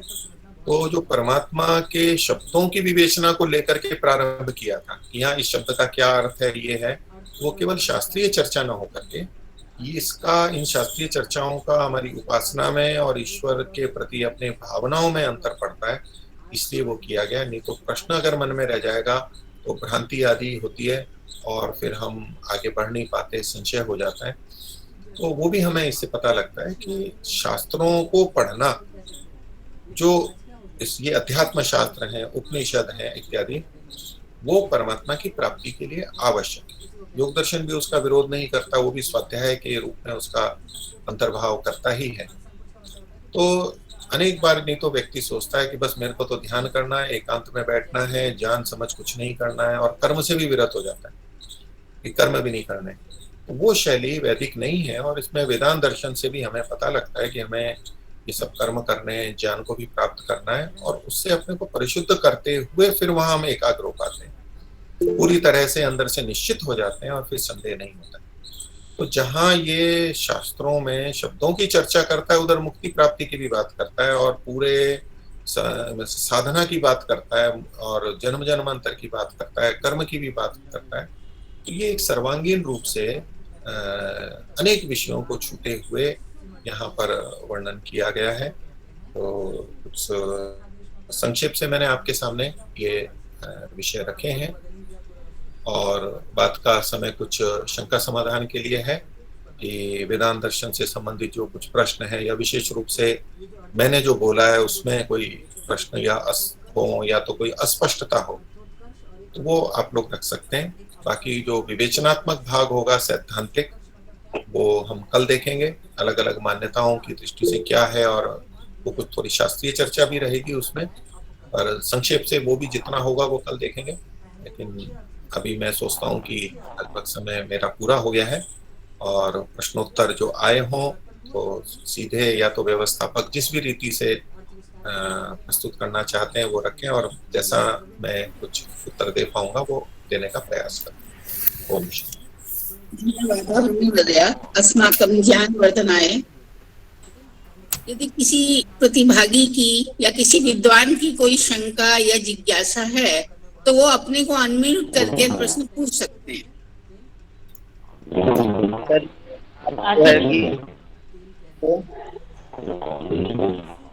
देखिए या हरिओम, एक एक करके आप लोग बोले तभी बात समझ में आएगी, या चैट बॉक्स में लिख दें। जी अच्छा, ये चैट में भी कईयों ने दिया हुआ है, चैट में भी लोगों ने प्रश्न लिखे हुए हैं यहाँ पर, आप चाहें तो वो ले लीजिए। जैसा आप उन्हीं को देख लीजिए आचार्य जी पहले। अच्छा हरिओम। हाँ जी बोलिए, आप कौन बोल रहे हैं? हरिओम जी ओम बोलिए। हाँ, नमो नमः। नमस्ते जी। सीधे प्रश्न पे आओ सर। ये जी सर, आप थोड़ा सा विलंब से ज्वाइन किया। मैं ये जानना चाह रहा हूँ कि जो आप रेफरेंस दे रहे थे बार बार कि यहाँ कहा गया है वहाँ कहा गया है, वो कहाँ से दे रहे थे सर? जी ये वेदांत दर्शन के जो सूत्र हैं, अब लेकिन चूंकि ये तो बहुत थोड़ा समय है इसलिए मैंने वो कोई सूत्र भी प्राय उद्धृत नहीं किए हैं, उनके अध्याय या तो पाठ सूत्र संख्या नहीं की है, और लेकिन ये हमारे को ग्रंथ में मिलते हैं, और आपको विस्तार से करना है तो पूरा वेदांत दर्शन यूट्यूब पे मिल जाता है, मेरा भी पढ़ाया हुआ है, औरों का भी मिलता है। आप चाहें तो यूट्यूब पे देख के आपको जो प्रसंग है वहां जाके आप उसको भी देख सकते हैं। अभी इतने कम समय में ये सब संभव नहीं है जी। सर आपने आप कुछ अभी आत्मा के विषय में कुछ बोला था कि ये आत्मा जो है परमात्मा का अंश का मतलब जैसे टुकड़ा, यूं ना समझे कि आत्मा परमात्मा का टुकड़ा नहीं है, तो इस विषय में थोड़ा सा स्पष्ट नहीं हो पाया, थोड़ा सा अगर समझा दें थोड़े शब्दों में। देखिए इसमें जहाँ ये माना जाता है कि भाई आत्मा अलग है परमात्मा अलग है, वहां तो वो अंश की बात कहते नहीं है, लेकिन जहाँ आत्मा को परमात्मा का अंश माना जाता है कि जब एक तत्व अद्वैत में एक ब्रह्म तत्व ही माना जाता है और जो आत्माएं हैं वो परमात्मा के अंश हैं, इस रूप में जो कथन किया जाता है उसके संदर्भ में, या जहाँ कहाँ ऐसे कुछ वचन मिलते हैं तो वहां अंश के समान अंश ये मान करके अर्थ किया जाता है। वो है कि क्योंकि परमात्मा तो निरवयव है और अविभाज्य है, अखंडनीय है, एक रस है। यदि उसका खंडन मानेंगे, टुकड़ा मानेंगे तो वो नित्य नहीं रहेगा। इस दृष्टि से वो तो अविभाज्य है, लेकिन फिर भी जहाँ कहीं अंश का कथन आता है तो आत्मा परमात्मा का अंश कैसा है तो वो उसका छोटा भाग है, इस रूप में होता है। वो तात्पर्य समझाया गया। जैसे कि हम किसी एक बहुत बड़ा पहलवान हो या धनवान हो, उसका बहुत धन है, और एक दूसरा व्यक्ति है वो भी धनवान है, लेकिन हम तुलना में कहते हैं ये तो इसका एक अंश भी नहीं है, ये तो इसका 1% भी नहीं है, ये तो इसका 1 आना भी नहीं है। ऐसे जब हम कथन करते हैं कि ये तो उसका 1 अंश भी नहीं है, तब वो मान लो अधिक है और ये उसका छोटा सा भाग है, ये तो बहुत अंश मात्र है। ये तो थोड़े को छोटे को कहने के लिए भी अंश शब्द का प्रयोग किया जाता है। उस संदर्भ में मैंने वो बात रखी थी कि आत्मा परमात्मा का टुकड़ा नहीं है, लेकिन छोटे भाग में है, उसका बहुत, उसकी तुलना में बहुत छोटा है, इसलिए ऐसा कथन कहीं कर दिया जाता। सर टुकड़े का मतलब अंश है, कोई आवश्यक नहीं है। टुकड़ा जैसे जी, अंश का मतलब टुकड़ा जो लेते हैं ना लोग के अंदर, जैसे हमारा जनक है और हम उसके अंश हैं। जगत आत्मा वही जायते पुत्र, जो इत्यादि बातें कही गई हैं, पिता का ही अंश पुत्र में वो जो है विद्यमान होता है। तो उसी प्रकार से परमात्मा है, परमात्मा का भी अंश जो है कि इस प्रत्येक जीव में प्रतिभाषित उसी प्रकार से हो रहा है। उसमें अंश का अर्थ हम टुकड़ा लेना, कोई उसको संकुचित अर्थ में ग्रहण करना क्या उचित है क्या? नहीं है, वो तो मैंने टुकड़ा अर्थ तो मैं नहीं ले रहा हूँ। हम जो अंश हैं अपने पिता के माता के, वो तो ठीक है, अंश हैं ही, और परमात्मा उसमें प्रतिभासित हो रहा है आत्मा में, ये जो बात है, तो उसमें भी मैंने एक बात रखी थी कि इसमें प्रतिबिंब का निषेध किया गया है। कई जने कहते हैं कि उसका प्रतिबिंब है, उसका भी निषेध किया गया है। ये बिंब प्रतिबिंब तो इस तरह से नहीं होता।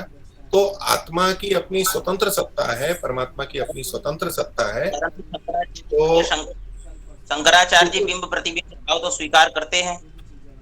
वो करते हैं और यहाँ पर सूत्र हैं इसमें, मैं और कल विवेचना करूंगा इससे संबंधित जो मत थोड़ी भिन्नताएं हैं। तो वो प्रतिबिंब वाली बात तो यहाँ नहीं घटती है, उसमें प्रतिबिंब नहीं है। और दूसरी बात सर, आपने और रेफरेंस दिया, कोई बताया कि वहां पर मूर्ति का निषेध किया गया है, कुछ वाक्य भी आपने बोला, वो कहाँ पर उद्धृत है, वो कहाँ पे? हाँ, उसमें है न प्रति के न ही सर, ये 4थे अध्याय के पहले पाद का 4था सूत्र है, न प्रति के न ही स। तो न प्रतीते न ही स, यहाँ इतने अंश से हम कहाँ ये ग्रहण कर सकते हैं कि मूर्ति का जो है कि पूजा नहीं करनी चाहिए, ऐसा निषेध है? ये बात कहाँ, वहां से तो स्पष्ट कुछ नहीं इतने। हाँ, देखिए, ये तो फिर आपको विस्तार से आपको होगा, ये यहाँ ये इतना प्रसंग नहीं है कि इस पे पूरी चर्चा की जाए और आपके सारे प्रश्नों का उत्तर हो, वो तो फिर पूरी विवेचना होगी, आप भी अपना रख सकते हैं। प्रश्नकर्ता महोदय सुनिए, एक मिनट सुनिए, एक मिनट सुनिए, प्रश्नकर्ता महोदय सुनिए। आचार्य जी ने वेदांत दर्शन के प्रमाण देकर वेदांत की व्याख्या की है, न कि शास्त्र वेदांत की। आप स्पष्ट हो। आचार्य जी ने वेदांत दर्शन पूर्वतः बादरायण वेदांत दर्शन है, आचार्य शंकर का भाष्य है उस पर। आप आचार्य शंकर के मानने वाले हो सकते हैं, पर वेदांत उससे पहले है, आचार्य शंकर से पहले वेदांत है, और वेदांत की व्याख्या आचार्य कर रहे थे। आप इन छोटे अंशों में उन प्रश्नों को मत कीजिए, यहाँ जो दर्शन की बात की जा रही है उसको ग्रहण कीजिए, और शंका समाधान करना है तो निश्चित रूप से आप विश्वविद्यालय में नहीं, हम करेंगे, ठीक है? अन्य कोई प्रश्न करेंगे हमारे? हाँ ठीक है, हम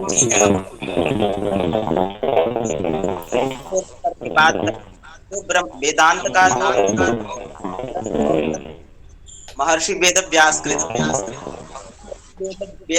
का कृत जो है अष्टादश पुराण भी है, महाभारत भी है। यदि इसको हम अंगीकार करते हैं तो आचार्य महर्षि वेदव्यास श्रीमद् भागवत महापुराण में प्रारंभ ये व्याख्यान भागवत महापुराण पर नहीं रहा है, दर्शन पर हो रहा है। नहीं, श्री कृष्ण को परब्रह्म के रूप में स्वीकार करते हम यहाँ ये व्याख्यान वेदांत दर्शन पर हो रहा है, वेदांत दर्शन पर केंद्रित रहिए। हाँ ठीक है ना, वेदांत दर्शन पर केंद्रित रहिए। आप पुराणों की चर्चा होगी तो पुराण पर चर्चा करेंगे।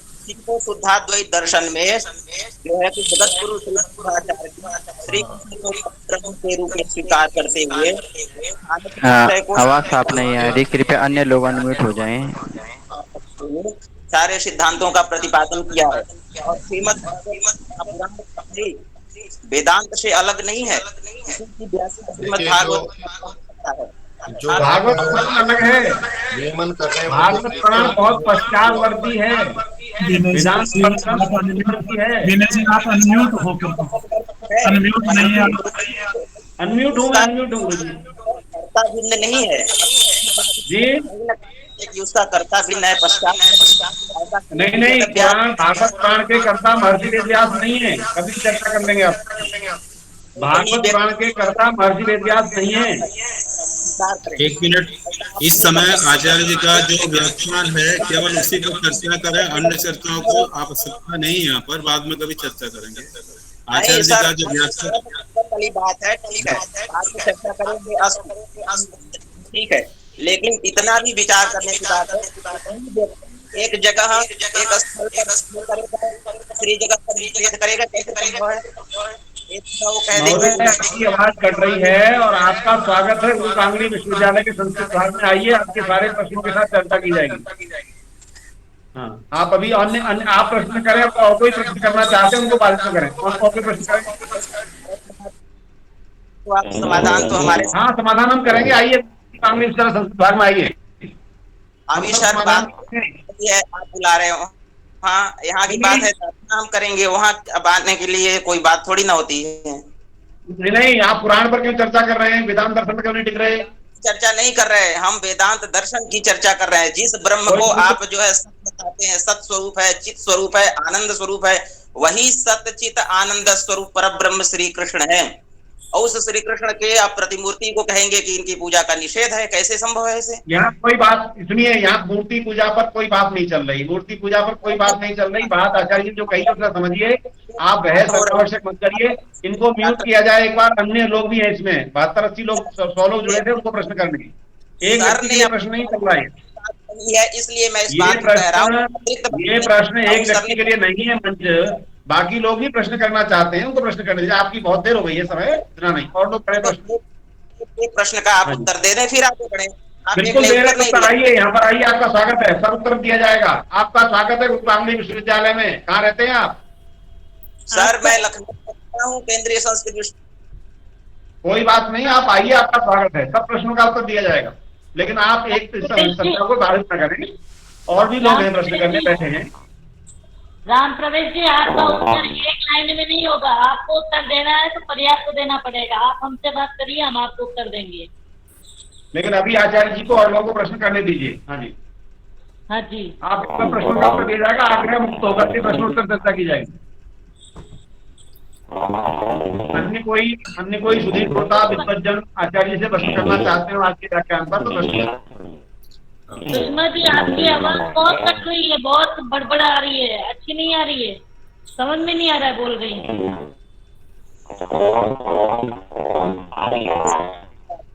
आचार्य श्री किया था मैंने, कोई कृपया अन्य लोग अनम्यूट हो जाए।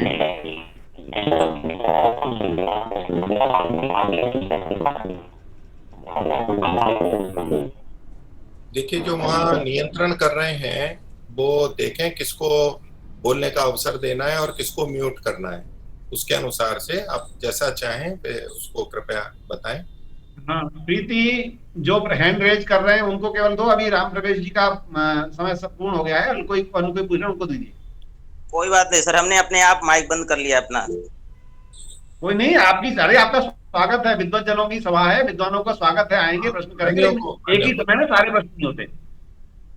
सर हम क्षमा चाहेंगे, लेकिन बात यहाँ शुरू हुई है, सर ने व्याख्यान अभी यहाँ अपना प्रस्तुत किया है, उस अनुरूप हमने अपना प्रश्न पूछा है। यदि हमारे प्रश्न में कमी हो, आपने सही कहा राम प्रवेश जी, आपने कई प्रश्न कर लिए और हो गए, और आचार्य ने बता दिया, हम भी बता रहे हैं, क्योंकि ये विषय अनंत है, आपकी लंबी चर्चा चलेगी। आपका स्वागत है, आप कभी भी आइए, आपस में बैठेंगे, चर्चा करेंगे, शास्त्रों को लेकर चर्चा करेंगे।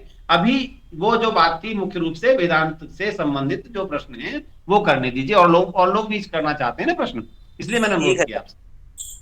जी, आप मुनि जी का फोन नंबर लेके व्यक्तिगत रूप से अपनी शंका का समाधान कर सकते हैं।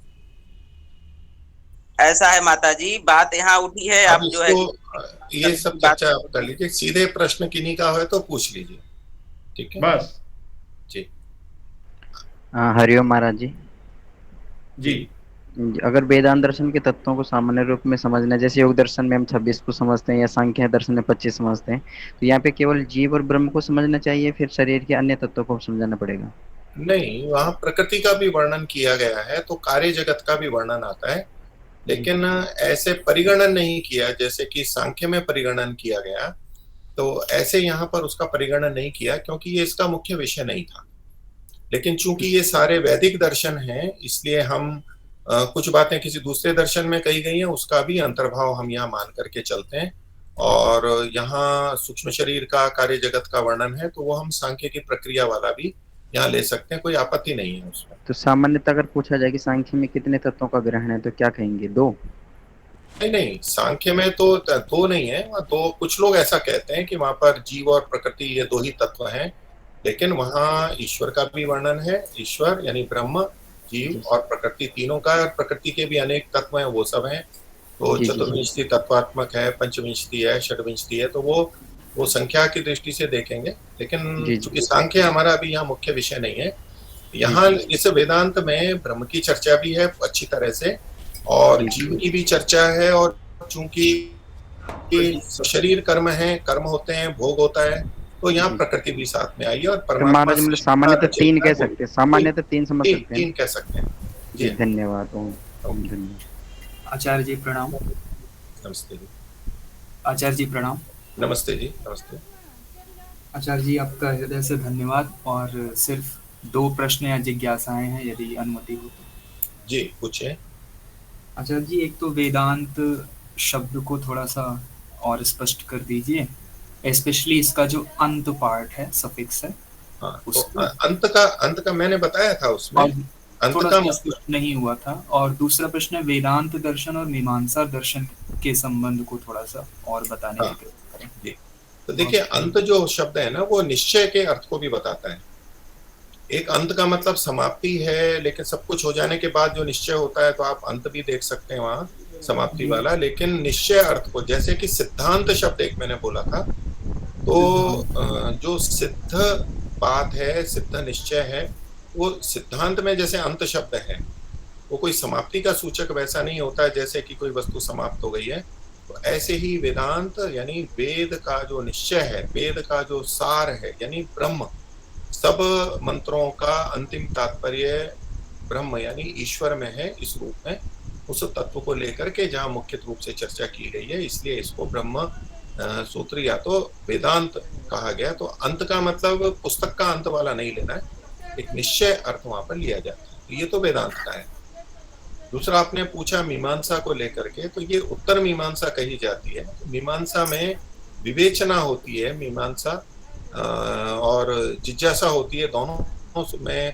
एक जगह ब्रह्म की जिज्ञासा का वर्णन है, एक जगह धर्म की जिज्ञासा का है। तो ये मीमांसा दोनों समानता वाले हैं।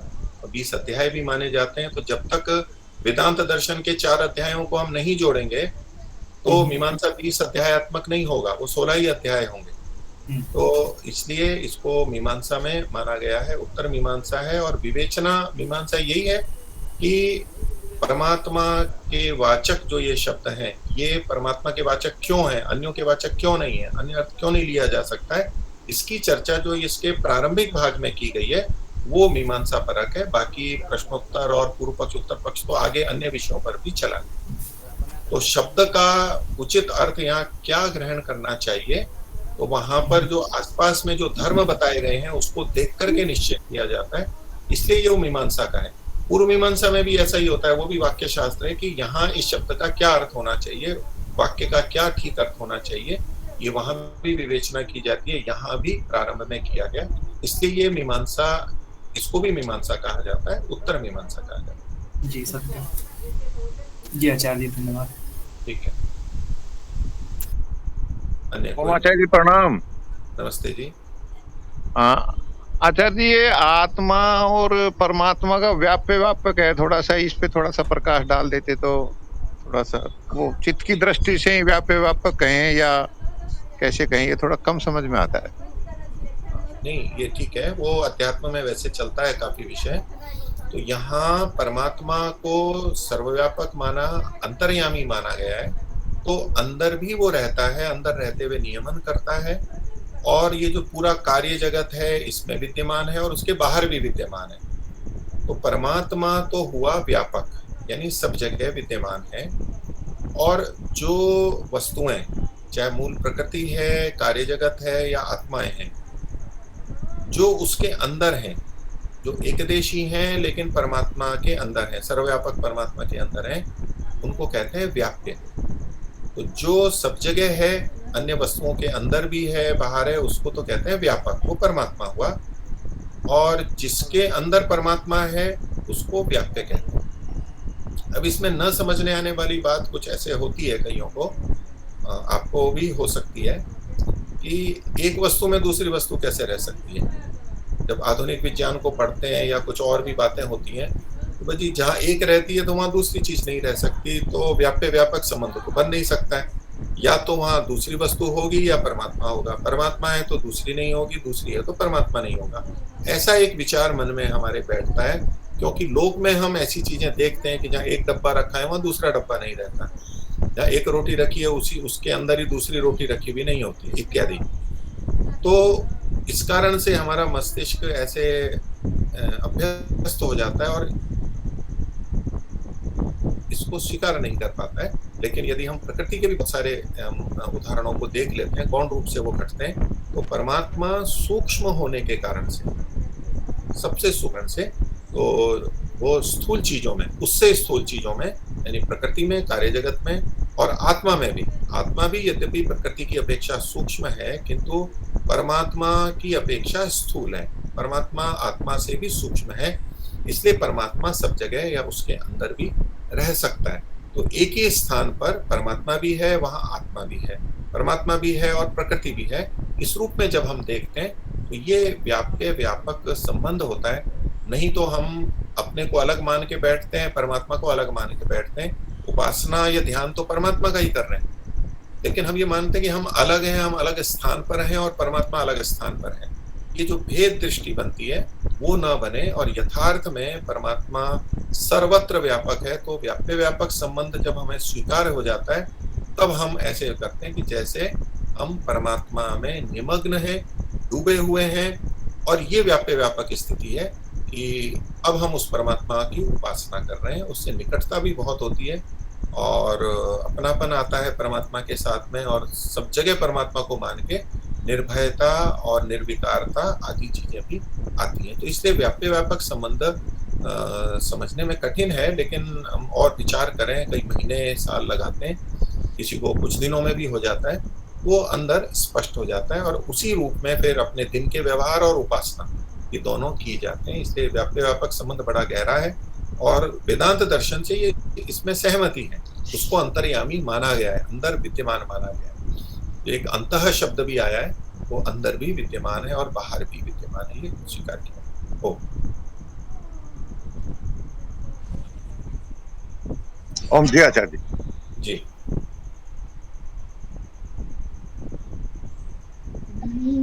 अन्य कोई समय तो हो गया है जैसा धन्यवाद ज्ञापनाय प्रार्थयामि। अयं धन्यवाद ज्ञापनाय प्रार्थयामि प्रार्थ्य विद्या संकाय अध्यक्ष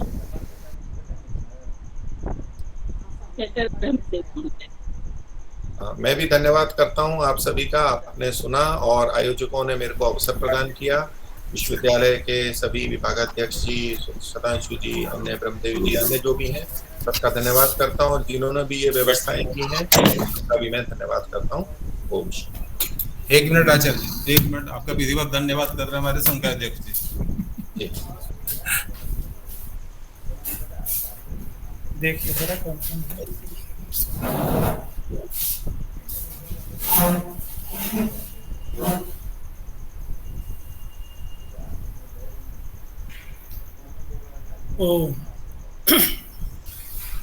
हमने आज बहुत ही महत्वपूर्ण